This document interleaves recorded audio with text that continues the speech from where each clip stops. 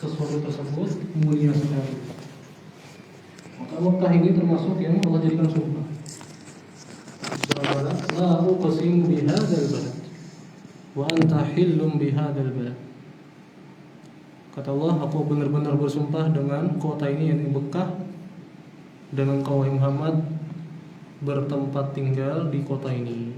Demikian pula surah Tin wa tini wa zaitun wa turi sinin wa hadzal baladil amin.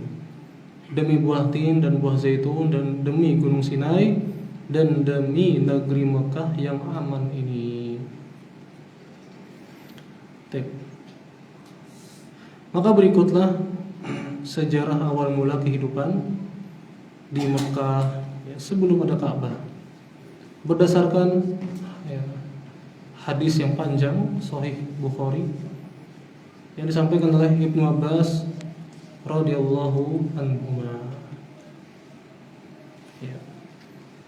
Itu dimulai ketika Nabi kita yaitu Nabi Ibrahim alaihissalam diperintah oleh Allah Subhanahu wa taala untuk mengamankan istri yang keduanya yaitu Hajar alaihissalam untuk keluar dari Syams, daerah Palestina sana, menuju sebuah lembah di Mekah.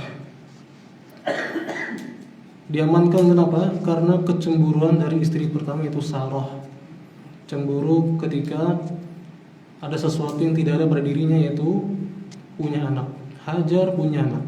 Ya. Adapun Sarah waktu itu belum. Ya. Dan lama menunggu mereka. Ya. Ismail lahir, Nabi Ismail AS lahir ketika Nabi Ibrahim AS umur sudah 80 tahunan baru punya anak. Lewat siapa? Lewat Hajar. Hajar itu hadiah, ya, budak yang dihadiahkan oleh Sarah. Ya. Sarah punya budak namanya Hajar, kemudian dihadiahkan, dikasih untuk Nabi Ibrahim AS dan dijadikan istri oleh Nabi Ibrahim AS. Maka manusiawi istilahnya, sifat dasar wanita ada kecemburuan. Ya.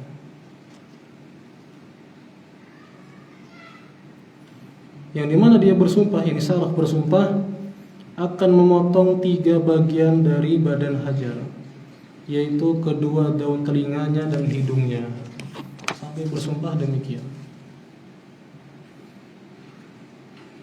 Ketika Sarah telah bertekad untuk melaksanakan sumpahnya, Nabi Ibrahim alaihissalam mengusulkan jalan tengah, yaitu agar Sarah cukup menjalankan sumpahnya dengan menindik kedua telinga Hajar dan menyunatnya. Ya.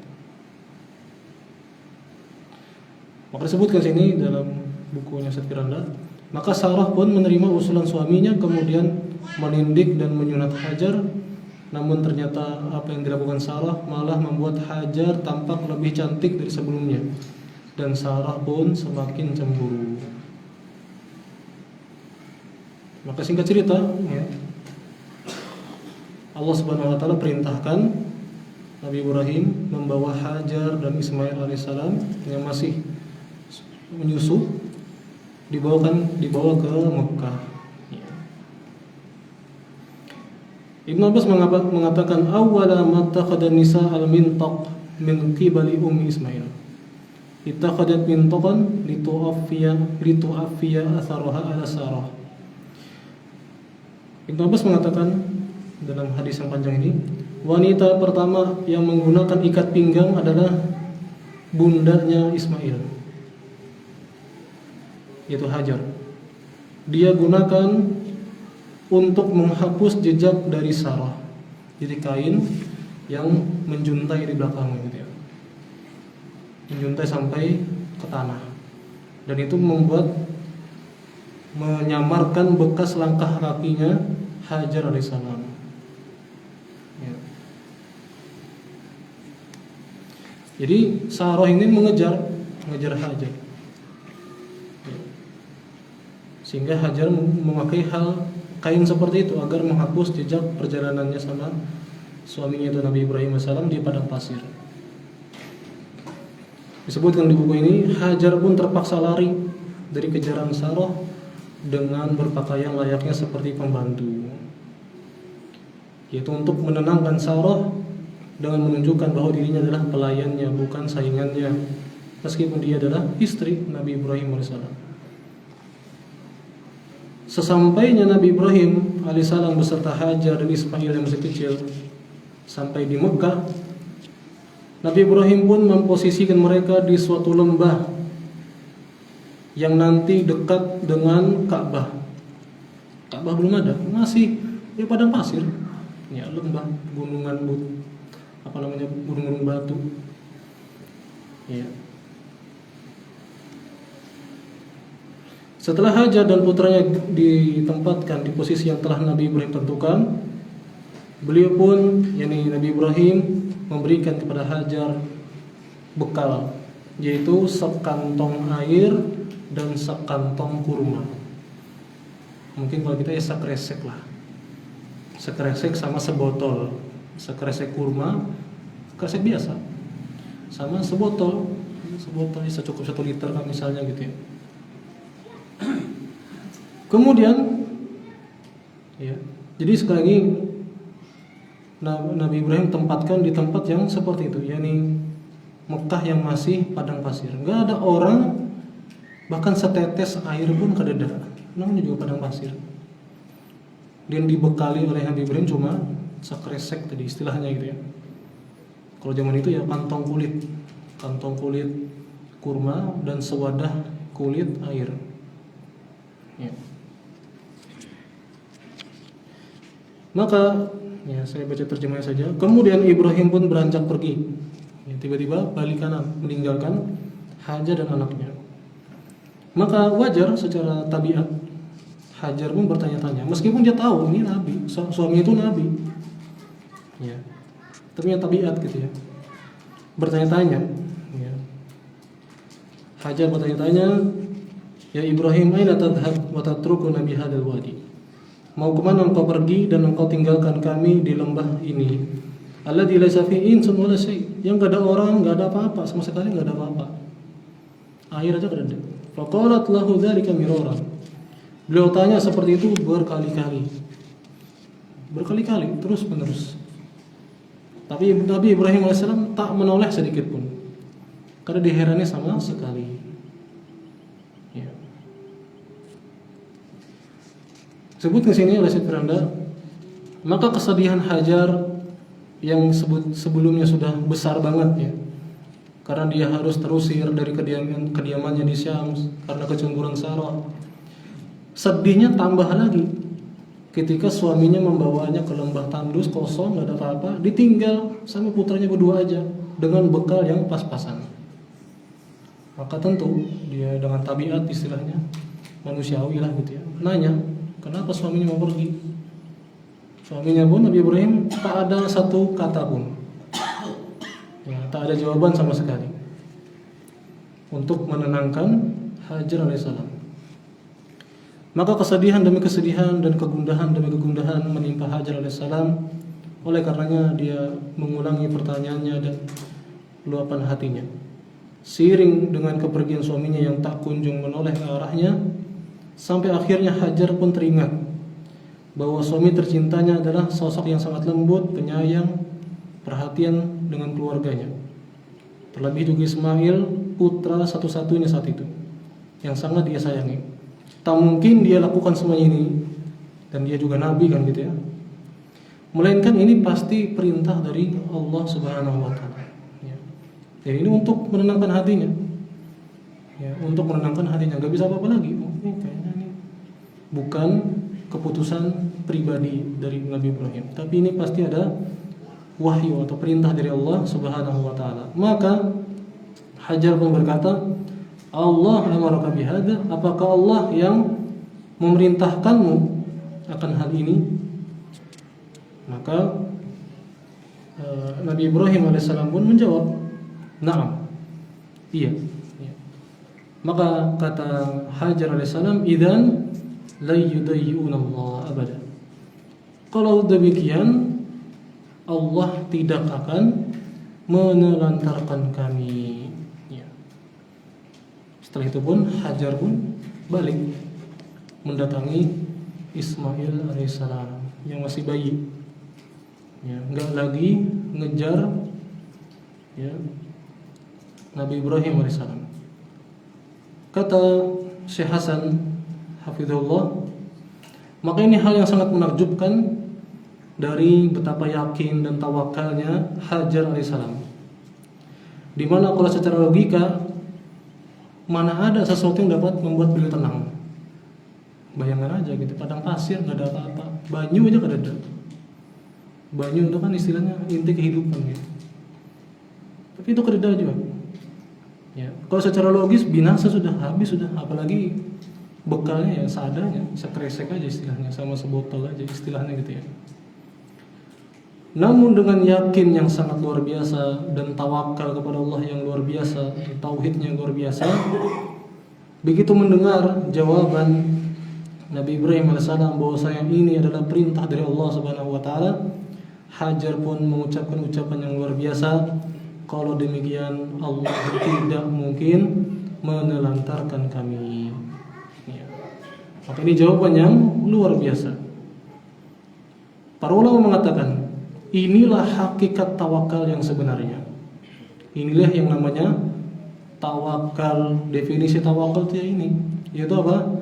Kata para ulama, ketika engkau lebih percaya dengan janji Allah daripada apa yang ada di tanganmu, yang di depan mata.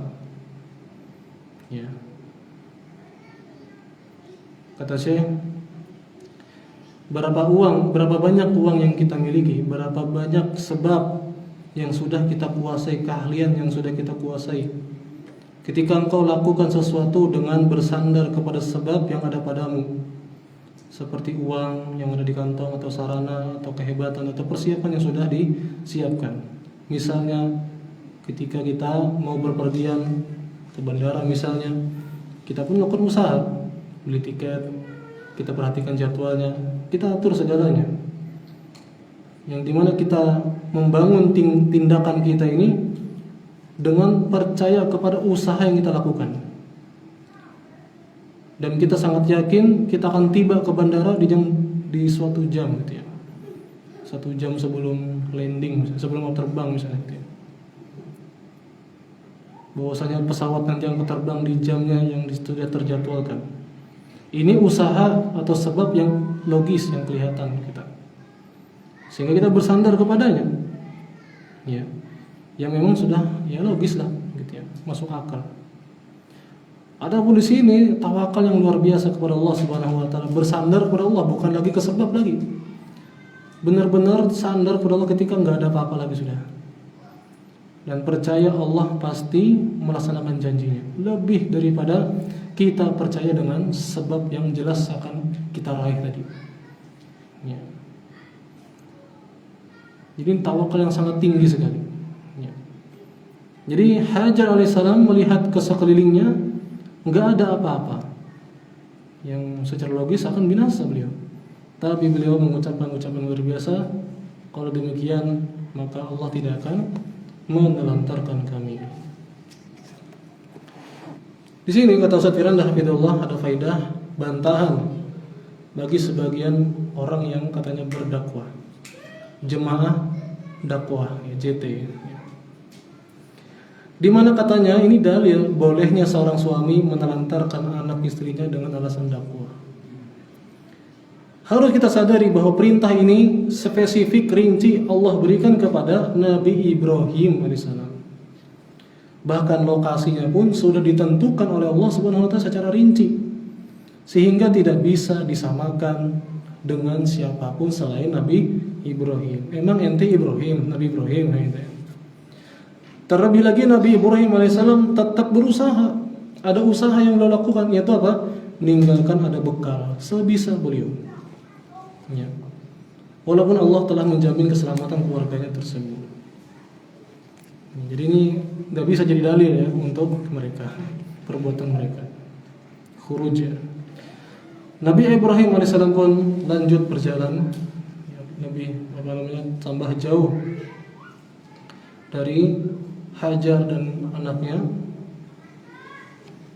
Sampailah beliau Nabi Ibrahim ke sebuah bukit yang agak tinggi, di tempat yang sudah nggak kelihatan lagi Hajar dan anaknya.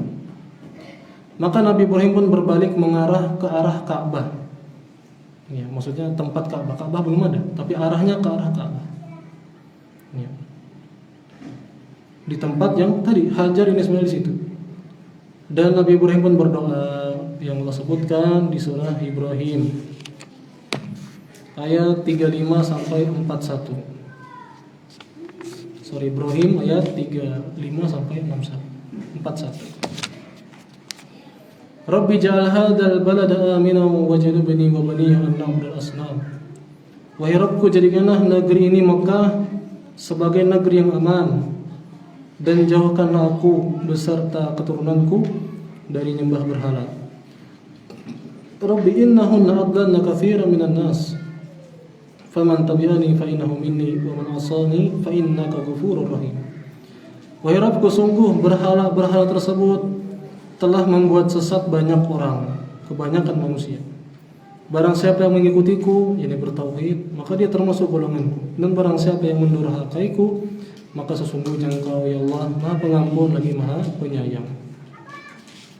Maksudnya kata Syekh Firanda, ini menunjukkan betapa besar kasih sayang Nabi Ibrahim AS kepada manusia, di mana Nabi Ibrahim sama sekali tidak minta kepada Allah untuk mengazab mereka yang berbuat syirik. Namun Nabi Ibrahim malah memohonkan ampunan dan rahmat Allah kepada mereka. Ya. Di sisi lain para ulama menyebutkan bahwa penggalan akhir doa Nabi Ibrahim tadi menunjukkan bahwa beliau ketika itu belum tahu bahwa syirik itu dosa yang tidak akan diampuni oleh Allah. Ini juga didukung oleh permintaan ampunan dari Nabi Ibrahim untuk ayahnya yang musyrik, yang nanti Nabi Ibrahim baru tahu bahwasanya dosa syirik itu kalau orang meninggal dunia dengan membawa dosa syirik tidak akan diampuni, sehingga tidak boleh kita beristighfar untuk mayit yang kafir. Maka Nabi Ibrahim pun akhirnya tidak lagi istighfar untuk ayahnya yang telah wafat, dan orang-orang lain pun yang mati dalam keadaan kufur. Kalau masih hidup, doakan agar masuk Islam. Tidak boleh didoakan ampunan juga, doakan masuk Islam. Lanjut, Rabbana inni askantu min dzurriyyati biwadin ghairi dzi zar'in 'inda baitikal muharram Rabbana liyuqimus shalah faj'al afidatan minan nas tahwi ilaihim warzuqhum minats tsamarat la'allahum yashkurun. Nabi Ibrahim berdoa, wahai Rabb kami, sungguh aku telah menempatkan sebagian keluargaku di lembah yang tandus di dekat rumah Engkau, yaitu Ka'bah yang terhormat. Wahai Rabb kami, yang demikian itu agar mereka menegakkan salat. Ya Allah, jadikanlah hati sebagian manusia cenderung kepada mereka. Ada rasa rindu, kepengen ke sana, istilahnya itu ya. Ada ketertarikan. Sebagian manusia itu orang-orang beriman. Dan berilah mereka rezeki buah-buahan, semoga mereka dapat bersyukur. Kata Syekh Firanda, Allah pun kabulkan doa Nabi Ibrahim AS ini. Oleh karena itu, kita dapati rindu yang luar biasa pada diri kita dan juga umat Islam secara umum untuk ke Mekah, baik untuk haji atau umrah. Bahkan yang sudah kesana berkali-kali pun terus rindu, nggak berkurang-kurang rindunya, tambah rindu. Kemudian lanjut doanya, Rabbana innaka ta'lamu ma nukhfi wa ma nu'lin wa ma yakhfa 'ala Allah min syai' fil ardi wa la fis sama'. Alhamdulillahilladzi wahaba li 'ala al-kibari Ismail wa Ishaq. Inna rabbi lasami'ud du'a. Rabbi ja'alni muqimas salati wa min dzurriyyati Rabbana wa taqabbal du'a.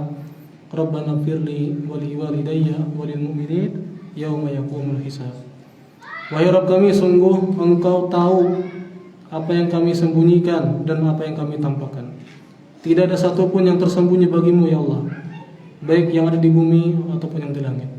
Segala puji syukur kepadamu ya Allah, yang telah menganugerahkan kepadaku di hari tuaku ini dengan anak yaitu Ismail dan Ishak. Sesungguhnya Rabbku benar-benar maha mendengarkan doa. Ya.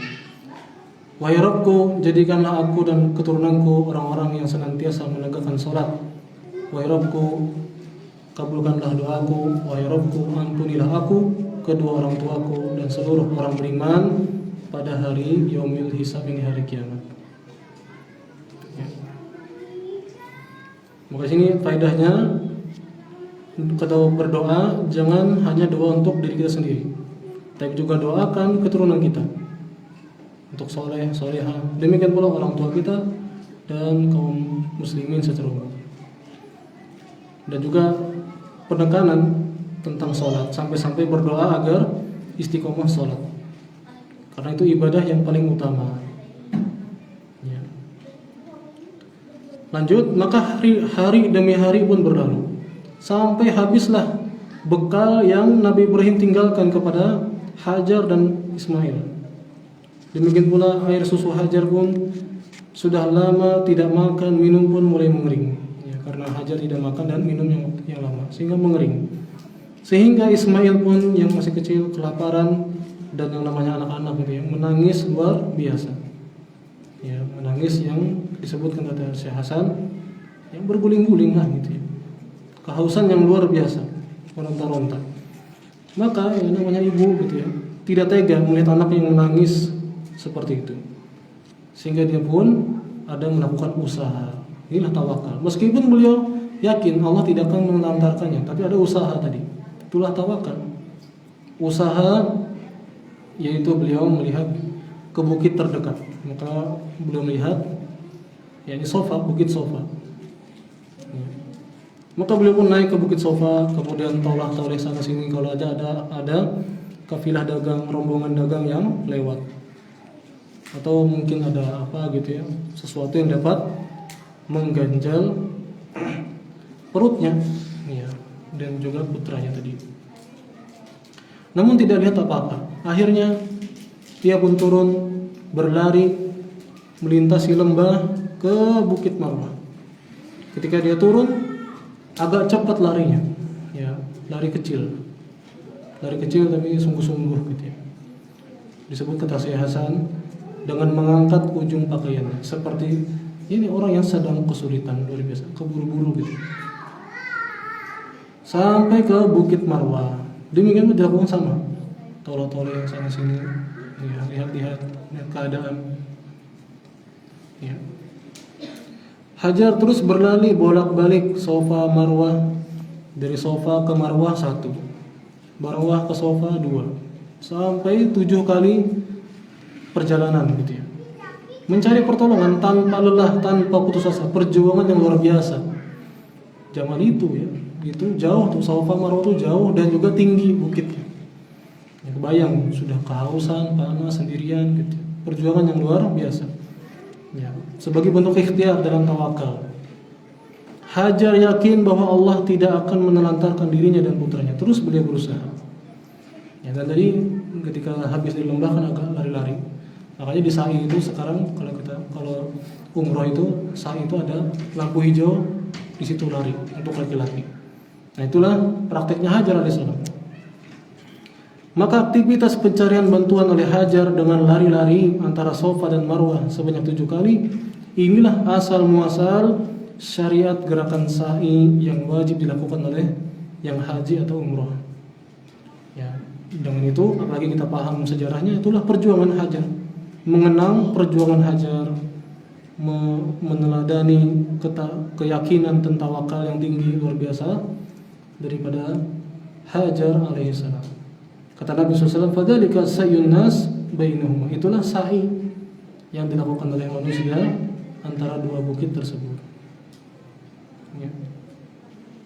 Jadi teringat bagaimana dulu paniknya, takutnya, dan bagaimana besar usaha yang dilakukan oleh Hajar alaihissalam.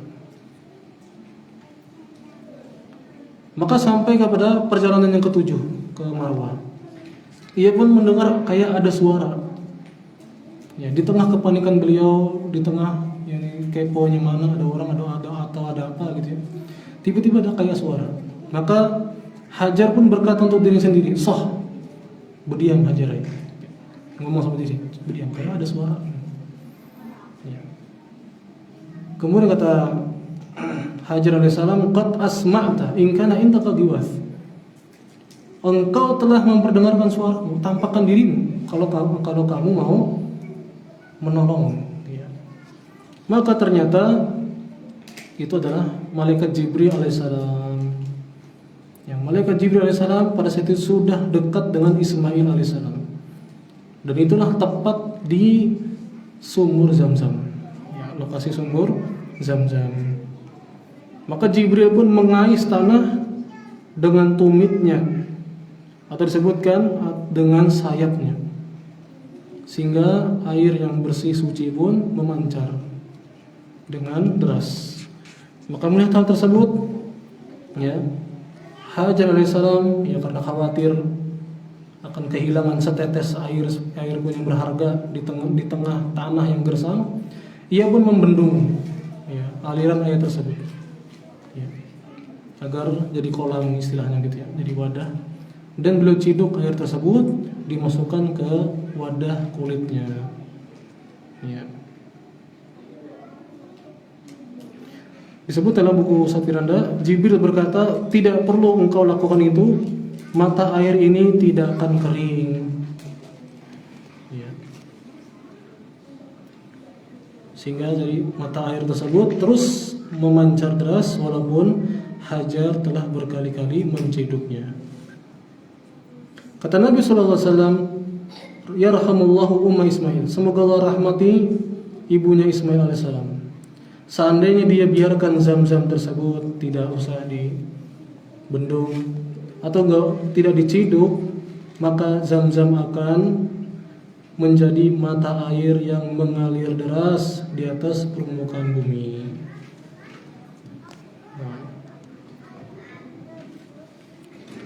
Maka air Zamzam mencukupi keperluan Hajar, hausnya dan juga laparnya.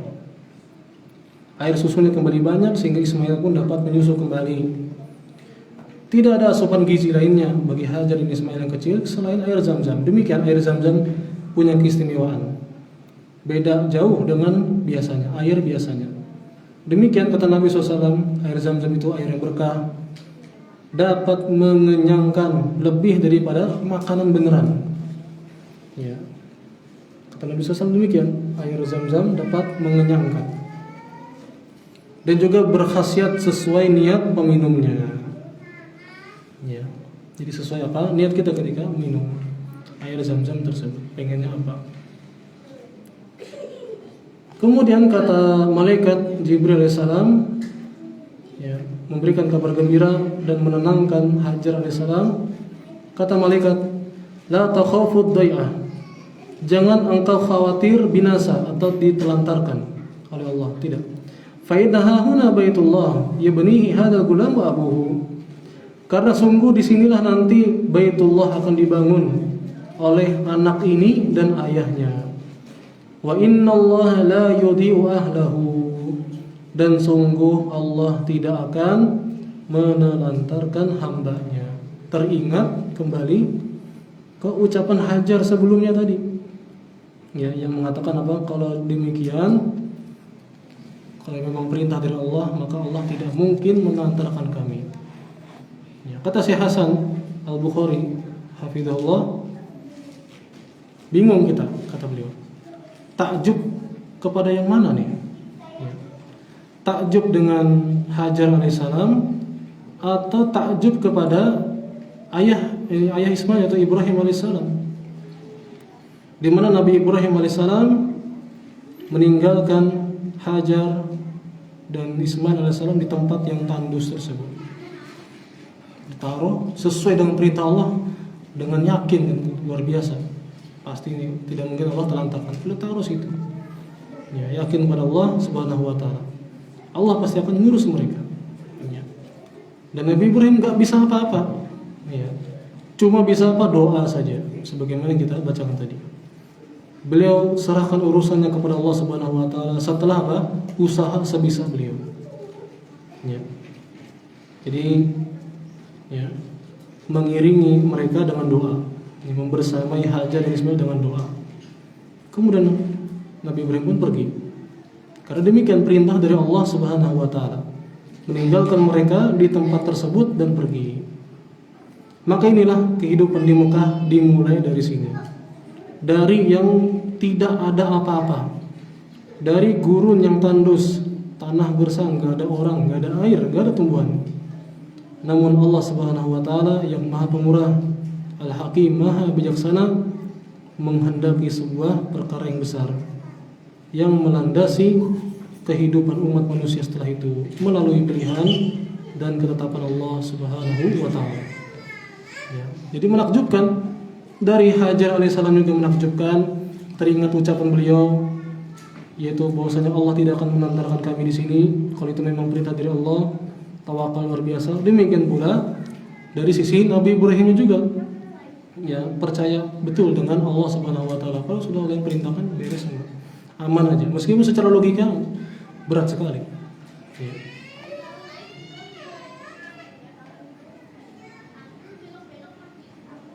Dan juga kata beliau, ya, dari ikhtiar usaha salah seorang wanita ini, yaitu Hajar alaihissalam, dengan usaha yang jujur, minta tolong sama Allah, tawakal sama Allah, hasilnya apa?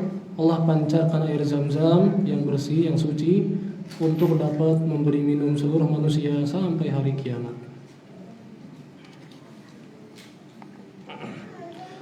Lanjut. Maka Hajar bin Ismail pun hidup di tempat tersebut, ya, tanpa ada orang yang lain. Sampai suatu ketika ada rombongan kabilah Jurhum, yaitu sebuah kabilah atau suku Arab Qahtan, ya, Arab asli. Ini Jurhum, ini Arab asli dari Yaman, di mana mereka berdagang, ya, perjalanan ke Syams, dari Yaman ke Syams, tentu lewat Mekah, ya. Dan mereka kan pengalaman luar biasa, tahu mereka peta atau istilahnya hari-hari, ya. Ketika mereka berjalan di tempat yang, ya, namanya tandus, ya, yang mereka tahu selama ini tandus, tiba-tiba ada burung yang terbang berputar-putar. Nah, sesuai pengalaman mereka, kalau ada burung berkumpul terbang di situ-situ saja, berarti itu ada air. Maka mereka pun mengutus satu atau dua budaknya untuk cek, ya, lokasi tersebut. Ternyata mereka, ya, utusan tadi melihat ada air, sumber air. Maka utusan tadi mengabari rombongannya. Maka mereka pun, kabilah tadi, rombongan dagang tadi pun mendatangi sumber air tersebut, ya.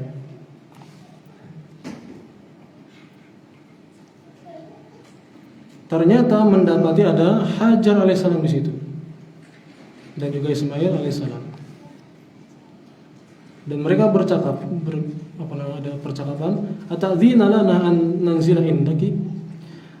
Apakah engkau izinkan kami untuk menetap di sini bersamamu? Qalat na'am, kata Hajar, iya boleh. Lakin la haqqalakum fil ma, tapi kalian enggak punya hak kepemilikan untuk air ini. Ini punyaku. Ini punyaku, milikku. Qalu na'am, kata mereka, oke, ya. Kata Nabi kita Muhammad SAW, fa'alfa dzalika Ummu Ismail wa hiya tuhibbul uns.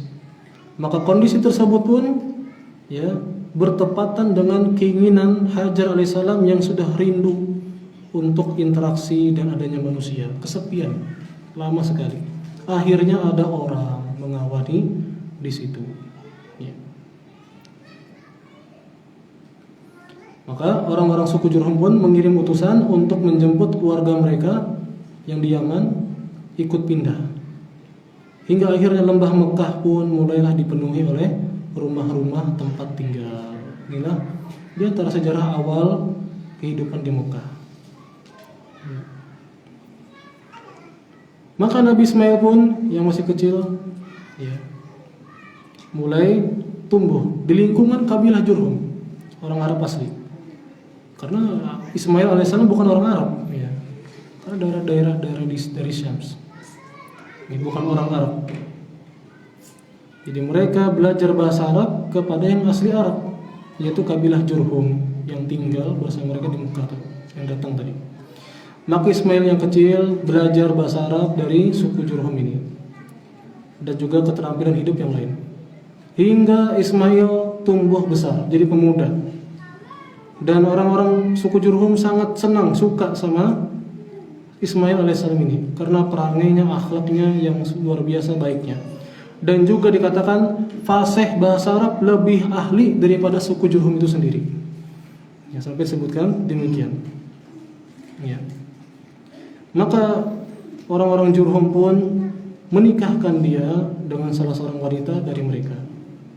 Nah, inilah kenapa keturunan Nabi Ismail alaihissalam ada istilahnya sendiri Arabnya, bukan Arab apa tadi itu? Arab Qahtan asli.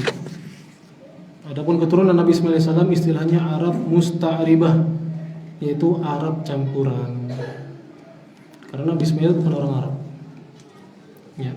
Tak lama setelah pernikahan Ismail alaihissalam ini pun wa matat ummu Ismail, wafatlah ummu Ismail, Hajar alaihissalam. Ya. Kata Syekh Hasan Al-Bukhari hafizahullah, ya, maka wafatlah sosok wanita yang menjadi tokoh besar, yang pengorbanannya luar biasa dalam kisah ini. Beliau wafat dalam kondisi sudah menunaikan amanah dan menjaga janji Allah Subhanahu wa taala. Beliau wafat tanpa sempat melihat Ka'bah selesai dibangun kembali. Ya. Beliau wafat tanpa sempat melihat anaknya Ismail menjadi nabi. Beliau wafat dan tidak sempat bertemu lagi dengan Nabi Ibrahim alaihissalam ketika Nabi Ibrahim datang kembali untuk pertama, kedua, dan ketiga kalinya untuk menjenguk ya mereka. Ketemu Nabi Ismail, ketemu yang lain, istrinya aja, istrinya Ismail aja. Jadi Ummu Ismail itu Hajar alaihissalam wafat. Ya. Kata Syekh Hasan Al-Bukhari, agar engkau sadar bahwa ketika engkau jujur kepada Allah Subhanahu wa taala di jalan tempat engkau menanam sebutir benih kebaikan, ya, meskipun kebaikan yang kita taruh kecil biasa saja, kalau kita tulus kepada Allah Subhanahu wa taala, udah, engkau tidak perlu menuntut untuk melihat hasilnya dengan mata kepala sendiri. Ya, tak mesti harus demikian. Tanamkan saja kebaikan semampu kita, lalu pergilah kemanapun engkau mau, kata Syekh Hasan. Barang siapa yang jujur kepada Allah Subhanahu wa taala, berjuang semampunya dengan tenaga dan jerih payahnya, cukuplah Allah yang menerima amal ibadahnya. Maka inilah demi Allah kalimat yang menakjubkan yang disebutkan dalam hadis ini. Wa matat ummu Ismail, wafatlah ibunda Ismail itu Hajar alaihissalam dalam keadaan beliau tidak sempat menyaksikan hasil akhirnya di dunia. Ya. Akan tetapi beliau tidak kehilangan apapun, di mana garis kenabian tetap berlanjut lewat putranya yaitu Ismail. Ya, kenabian, segala kebaikan, pembangunan Ka'bah dan perkara-perkara agung yang lainnya tetap berlangsung. Maka demikian Hajar alaihissalam telah menyusui anaknya itu Ismail dengan nilai-nilai keimanan, tawakal, yakin yang luar biasa. Maka demi Allah, dialah perempuan yang berkata di awal kisah, apakah Allah yang memerintahkanmu untuk hal ini? Maka Ibrahim menjawab ya. Lalu Hajar berkata, kalau demikian Allah tidak akan menelantarkan kami. Dialah wanita yang bangkit mencari bantuan, berusaha dengan segala sebab, bersusah payah antara Safa dan Marwah, sampai bertemu dengan malaikat Jibril alaihissalam yang membawa kabar gembira kepadanya bahwa saya di sini akan ada Baitullah yang dibangun oleh anakmu dan ayahnya, yaitu Ibrahim alaihissalam. Kabar gembira itu sudah sampai meskipun Hajar tidak sempat melihat wujudnya dengan kedua matanya sendiri. Cukuplah bagi Hajar alaihissalam beliau berpulang menemui Allah Subhanahu wa taala dalam keadaan jujur, ikhlas dan berharap pahala di sisinya. Ya. Ini ucapan Syekh Hasan Al-Bukhari hafizahullah. Sedikit lagi mungkin kita lanjutkan setelah ini.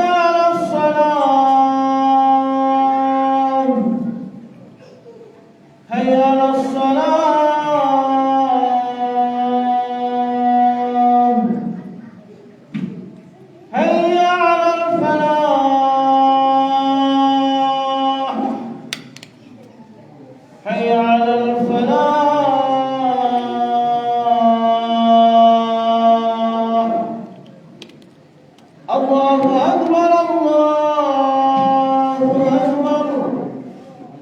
La ilaha illallah.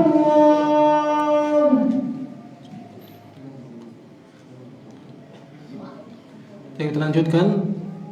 Maka setelah sekian lama berpisah dan setelah wafatnya Hajar alaihissalam, Nabi Ibrahim datang kembali ke Mekah untuk menjenguk keluarganya yang dia tinggalkan.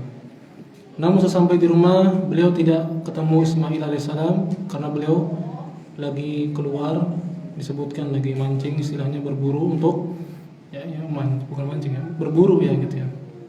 Misalnya berburu untuk ya makan nafkah. Gitu ya. Maka Nabi Ibrahim alaihissalam bertanya kepada istri Ismail pada saat itu, ya, mengenai keberadaan suaminya dan kondisi kehidupan mereka. Ketika ditanya mengenai kehidupan mereka, wanita tersebut ya mengeluh, menceritakan kesulitan, kesampaian rezeki, rasa lapar dan seterusnya. Ya, mengeluh saja gitu ya.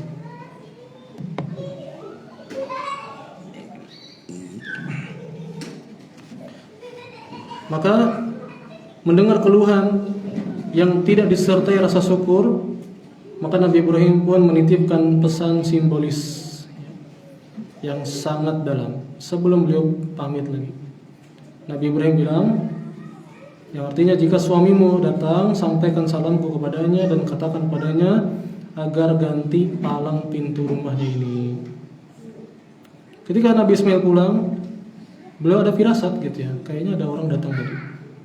Maka beliau tanya istrinya, ya, apakah ada orang yang datang tadi?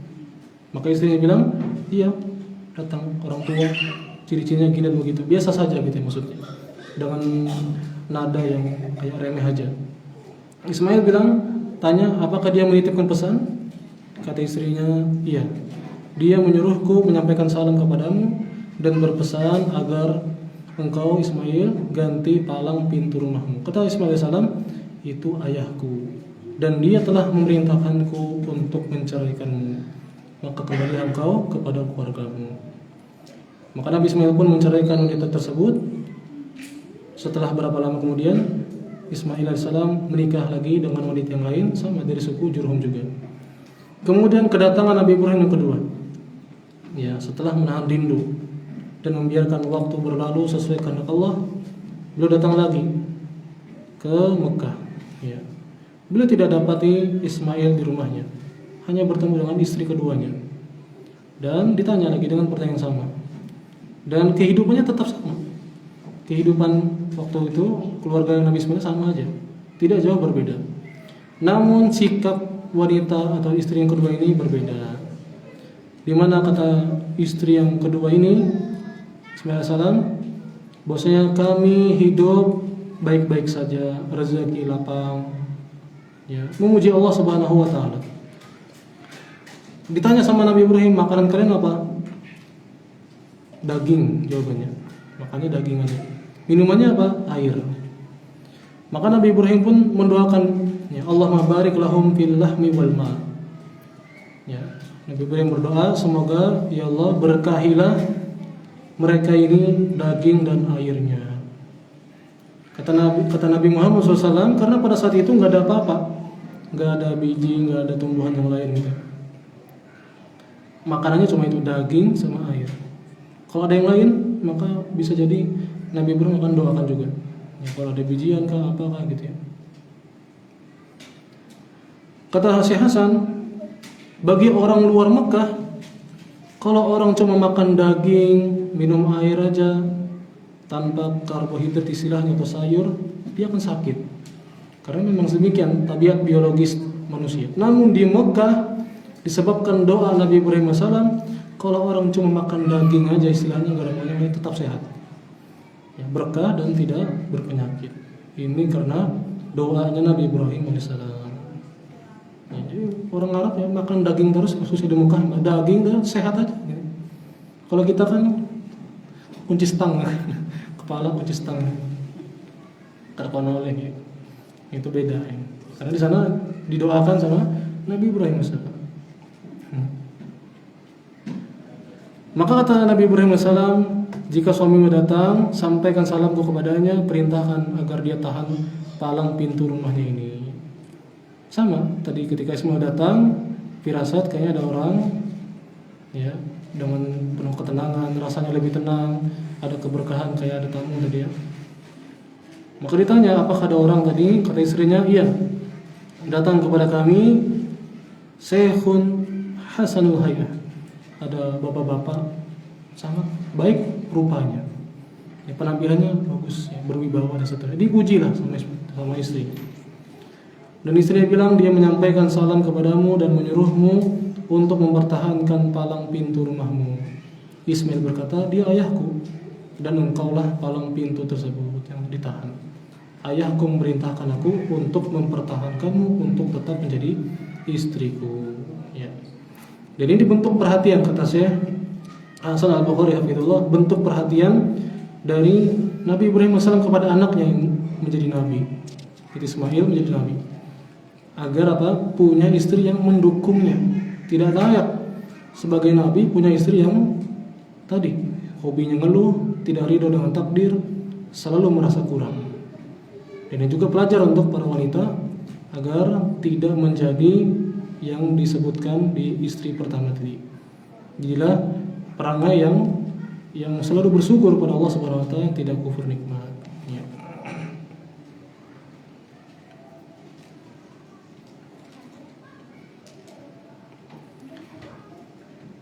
Itulah ringkasnya kaum muslimin rahiman yang mula. Ada lagi yang lain, namun waktu membatasi kita.